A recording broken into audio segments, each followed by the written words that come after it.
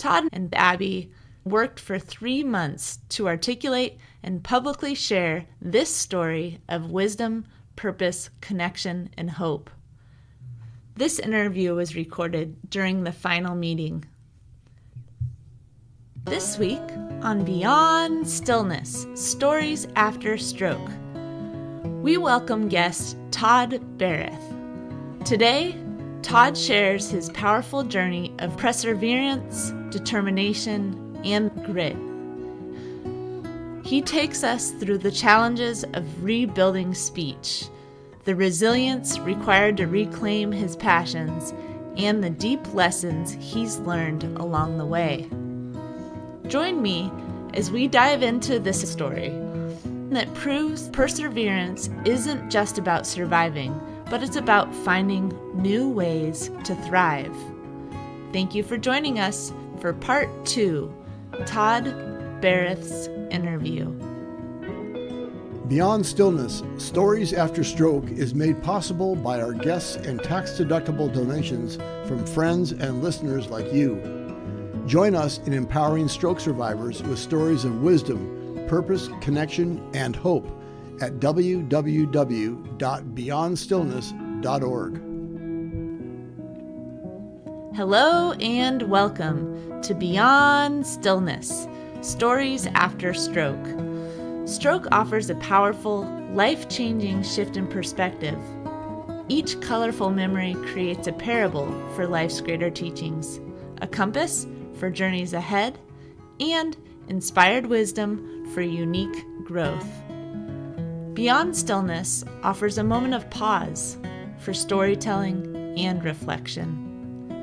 Ultimately, we create a welcoming environment that reveres the moment beyond stroke's paralysis. Still moments unite humanity and divinity. This week's episode is contributed by Abbe Simon, speech-language pathologist, integrative health coach, and yoga teacher. Abbe's private practice, iCommunicare, offers individuals impacted by stroke ways to regain communication and connection. Learn more about iCommunicare at www.icommunicarenc.com. Abbe Simon has been a speech-language pathologist for over 27 years.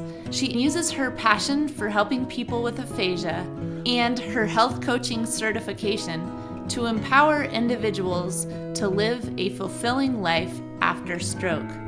She emphasizes that while a stroke can disrupt life, committing to the recovery process can allow a person to rediscover new possibilities. Language includes more than spoken message. Abbe provides a platform for people to tell their stories and connect with others, despite communication obstacles. Storytelling is a tremendous tool that helps people with aphasia improve their communication. Being part of Beyond Stillness, Stories After Stroke certainly validates that. We are happy to have both Abbe and Todd on our show today. Todd Berreth is an artist, designer, architect, and technologist, and as an assistant teaching professor in the Media, Art, Design, and Technology Department at North Carolina State University, he is a member of the Chancellor's Visual Narrative Faculty Cluster. He has presented artwork locally, nationally, and internationally, including ACM SIGGRAPH, Leonardo Art Journal. Todd had a stroke 4 years ago and lives with aphasia and apraxia, and emphasizes that research is key, as is aphasia advocacy. As we begin today, we take a moment of pause to honor wisdom, purpose, connection, and hope that has emerged through recovery.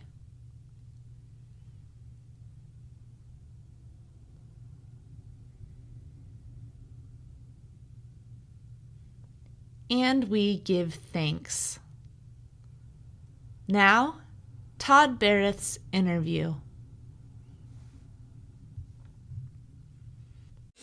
Todd, I'm so proud of us together Yes. having agreed to try something new Okay, for great. both of us to plan a conversation that hopefully will make an impact on others who have experienced a stroke in some way that changed their life a bit. Okay, great. And I'm sure people who listen to your story know that you've returned to work. Yeah, exactly. And accomplished so much. Exactly. And we sit here today Okay. knowing that in just a few hours, you are speaking at a national conference. Yes. How do you feel about that? A little bit excited and a little bit nervous too. But excited anyways. Yeah. And can you tell me a little bit about this conference? It is the National Basic Design Conference of sorts. And how many people do you think will be coming? I think I'm sure like actually 50 or 60 people probably are coming. 50? Over the session. But there's about 200 or 300 people to the conference itself. So you have breakout sessions? Yeah. Okay. So during the storytelling that you recorded prior to this one, Right. you talked a lot about returning to work. Yeah. And while we were 202 years ago. Yeah. And so that's been a success. Right, yeah. Different than you planned, but successful nonetheless. Okay. Yeah. When I reflect on your story, Okay. and when I hear your weekly updates on what's going on in your life, Okay. I wind up smiling because I see how accomplished you are. Okay. And I think we're both human enough to know that that's not always the case, Yeah. right? Can you share a little bit about when during these 4 years you felt that it was really just too hard to persevere, and if you felt like, wow, what the heck happened and where do I go from here? I think I was doing some hard... Okay. There are some down times at some point, and I think I was going to be like more present on everything after the stroke happened. And because I was going to go back to work and like do things to help myself be better, and I didn't think that it's pretty great. I don't know. I should. Well, now that you mentioned the going back to work, if you Right. don't mind, Yeah. Right. there was a point that you had to accept Well. that your Work. Well, okay. For example, my work is great, but I was going to not get in tenure any longer, and it was a hard thing to handle for me. And I thought before the stroke happened, I was going to get tenure, and it was with the cards for that personally for me. And I had 3 or 4 papers that I gave and in national journals, and I talked in like 3 or 4 national panels on things, and it was and then afterward, but after the stroke happened, I didn't get the tenure any longer, and it was a hard thing to handle, and I was going to It was a hard thing to handle, and you were going to... give up. Yeah? Well, no, not actually, not give up, because because I was going to teach in either way. I actually remember when that happened. Right. And I remember you being disappointed.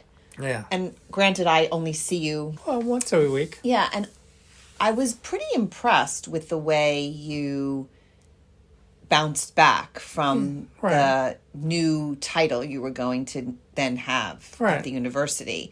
And I remember saying, wow, you are so fortunate to have a faculty and department that knows how valuable you are. Yeah. And there are people, Todd, who after a stroke with or without aphasia don't have employers and departments or colleagues that are willing to amend the job position. Yeah.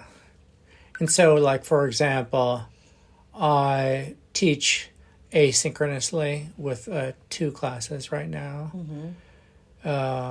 And it's a good thing, I think. Yeah. And, you know, it's interesting about that. Before the stroke happened, you were teaching in person. Well, actually, I taught it in person, too, one time.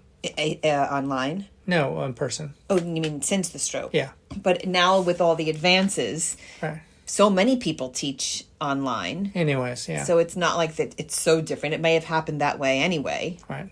But I want to recognize that I remember when you were having the meeting with your department. I think Meg came with you, didn't she? Yeah, but virtually. But it was virtual. And that Meg came with you or you were virtual and were able to discuss it and make a new plan. Yeah. It's a good plan. It worked out well. Yeah. So it's not always positive perseverance. Yeah. Sometimes you have to persevere through the hard times. You too, yeah. Did you ever find a need to speak to someone about your emotions or your feelings and how to handle these ups and downs? Emotions. I speak to a therapist every 2 weeks session for 2 or 3 years now. Do you find that has helped? So helpful. It is. Yeah, that's so great. Right. And again, as someone who specializes in working with people who have aphasia, I recognize it's not easy to find a mental health professional who knows how to work with someone who has aphasia. Granted, your aphasia is so, you know, you have a very high level of communication. Right. Difficult, yeah. But it's not easy for people to find that type of support. Right. What's your next thing that you want to take on? Your next big challenge that you can predict? Well, I was thinking about teaching a new class on aphasia and gaming, and I'm not sure. So I'll do designing something for that maybe within your current college. Yeah, that you'd offer a class. For aphasia support stuff, with maybe like UNC person with a background in aphasia support to help with me. That's a great idea. Yeah, great. Some other themes that came out while we were putting the information together had to do with relationships. Okay. And like which ones? Yeah, the many that you have in your life. And one of the things I had written down was this sentence you said: relationships can strengthen after a stroke, and I'm hopeful that they can get even stronger. Okay. And you talked a lot about your emotional well-being before the stroke and how sometimes now you say, I wonder if I'm as emotional and responsive to things either that I watch on TV or that happen in real life. I think I have a limited emotional range right now for me. And before that, it was more focal and emotional. And when you think about those emotions, does it mean the way you feel about yourself, the way you feel about others? What can you tell me a little more about what you mean emotional? Like that you are less happy about things, that you're more sad about things, that you're neutral? I'm neutral about things more than anything. Okay. And I think for myself, okay, Meg is my wife, and she has some things that are emotional to her, and but I hone it down a little bit, or like it's a problem for me. So in other words, if your wife is emotional or reactive, Right. the problem you feel is you're not able to react the way. Effectively enough. And so what do you do when you're aware that you can't I'm react? fumbling around and stuff like that, and it's a problem. Do you say, "Oh, just forget it. I'm not going to try," or do you try to push through the fumble? Yeah, I'm fumbling through it already, and it's fine, I think, but it's hard too. Is it something that you let people know, or do you kind of keep that to yourself?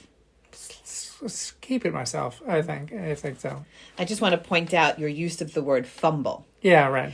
And Yeah. if people listen to the story you told, they may know that you had a little experience being a football player in your... Yeah, like 1 year. Right. But now you use the word fumble to refer to what? When your words... Slip up. Yeah, and I think it's a really appropriate word. And when you fumble a ball, it kind of falls out of your hands. Right. And when you fumble your words, it kind of falls out of order. You're right, exactly. Doesn't mean the play can't be executed. It is effectively, but right. yeah. So I appreciate that, and I'm sure other people who have had a stroke experience emotions differently as well. Okay. And especially if aphasia is present, it could make it hard to express emotions verbally. Yeah. Okay.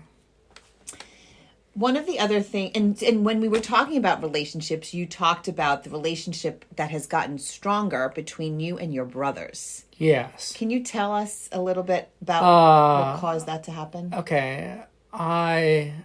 We played D&D together after the stroke happened for like 3.5, 4 years. If 1 day a week. On Sundays, afternoons or evenings. You said D&D. Which is, okay, Dungeons and Dragons. Okay. And we have also, Trevor is the DM of it, or else Trevor is my brother. And the other brother's name is Matt, and he has a big D&D too. Dungeon Master too. Okay.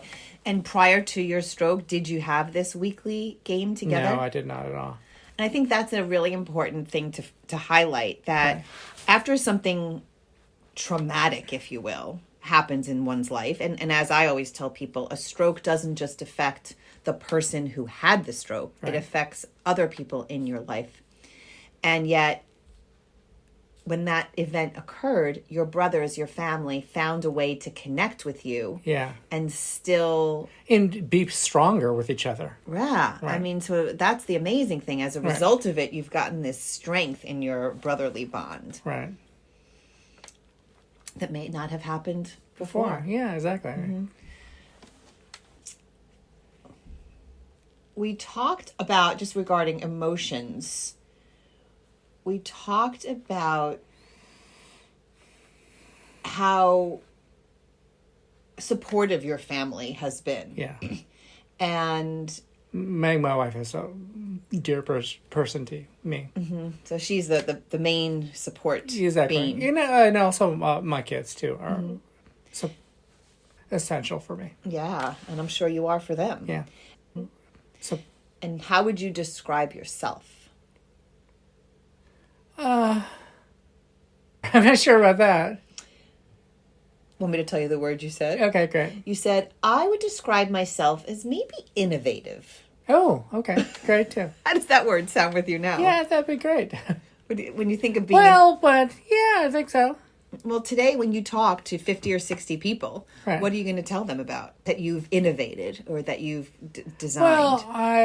Well, Katie Strong and I designed and built a narrative experience called Cut Ups game,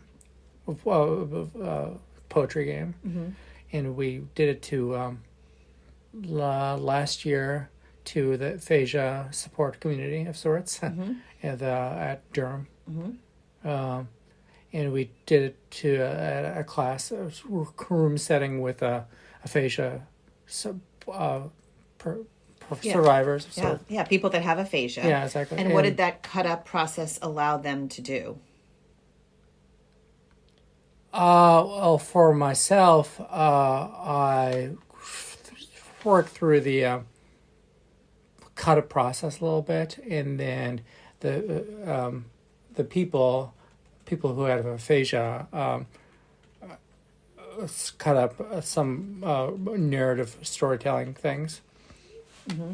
So I think what I love about it, well, not that I think, I know what I love about that idea is emphasizing that people can tell a story in ways other than verbally. Right. And by using cut up words and pictures, you can assemble a narrative. Yeah, exactly. And a non-linear narrative, though, which is through poetry. Did you enjoy this process? Great. It's a pretty good process. I need to acknowledge that we agreed to do this together. Okay. And then you had a lot of other assignments come up. Okay, like what kind of stuff? You were grading papers. You were interviewing prospective students for the university. Oh, right, exactly. You've been, unbeknownst to me, planning for the conference today. Yeah. So juggling all of this. At one time. But it's a good time anyways. Yeah? Yeah. So how would you describe the experience if somebody else said, wow, there's this great podcast that people can listen to and hear stroke survivors share their story and inspire others? Would you tell people to do it and or watch it or read it or whatever? Yeah. You've used persistence and perseverance as a theme throughout your story. Okay. Can you think of a time when you've had to encourage your children, who I don't know personally, but from what you've described, they're pretty hardworking? Yes, they are. How do you encourage others to persevere? Think about it first. Like, how do you encourage others, whether they're students of yours, whether they're your children, and someone's facing a hurdle, something they've got to get up and over? Okay. I'm not sure. Well, what works for you? Stick-to-itiveness. Stick-to-itiveness? Yeah, right. Do you ever get so frustrated you feel like walking away? No. Mm-hmm. Do you think you've had moments where you had to conjure up and find more ways to persist and persevere, or it comes naturally to you? I'm not sure, one way or another. But we think about it a little bit and then do 3 or 4 different plans and do the main one of them. Mm-hmm. Okay. I want to thank you for taking on this challenge with me, persevering through all of my editing and requiring you to read what we assembled together. Okay, great. And to let you know how proud I am and honored I am to have watched you go from someone who had a lot of struggle communicating. Okay. You know, pronouns were a big issue for you when we met. And I will say, listening to you during this interview here, you nailed every pronoun without any help. Okay, good. So you continue to, and I know you will continue to, make so much more positive change with your communication. Thank you. Yes. Great. All right. Well, tell me how many cups of coffee you had today. 2 cups of coffee already. Here's to many more mochas. Okay, good. And a life filled with perseverance. And hope and all kinds of things like that. Amen. Storytelling empowers us to share our experiences in a way that invites others to reflect on their own. In closing, we offer reflection questions as an opportunity to spark dialogue with yourself, friends, family, and fellow stroke survivors. In a moment, I will read questions aloud. You can also find them written in the podcast episode description. Community conversation prompts. In what ways have you adapted and shifted while remaining focused on your passions? What helps you persevere through challenges? Beyond Stillness, Stories After Stroke is made possible by our guests and tax-deductible donations from friends and listeners like you. Join us in empowering stroke survivors with stories of wisdom, purpose, connection, and hope at www.beyondstillness.org. Another way to support is to like, share, or subscribe to our weekly show. Thank you for listening to Part 2, Todd Berreth's interview. For the full story, please listen to Part 1, Todd Berreth's story. Contributed by Abbe Simon, speech-language pathologist, integrative health coach, and yoga teacher. Abbe's private practice, iCommunicare, offers individuals impacted by stroke ways to regain communication and connection. Learn more about iCommunicare at www.icommunicarenc.com. Each colorful memory creates a parable for life's greater teachings, a compass for journeys ahead, and inspired wisdom for unique growth. Recovery is a journey, not a destination. Todd's story is a testament to the power of perseverance, creativity, and determination. Despite challenges of aphasia, he has reclaimed his passions, adapted to new ways of teaching, and continues to inspire those around him. His journey reminds us that progress is possible, even when the path is uncertain. We hope Todd's story leaves you feeling encouraged and empowered. Until next time, keep sharing, keep connecting, and keep moving forward. If this story resonated with you, please like, share, or subscribe and consider donating to Beyond Stillness Stories After Stroke. Remember, as part of the stroke community, you are more than supportive. You are inspirational.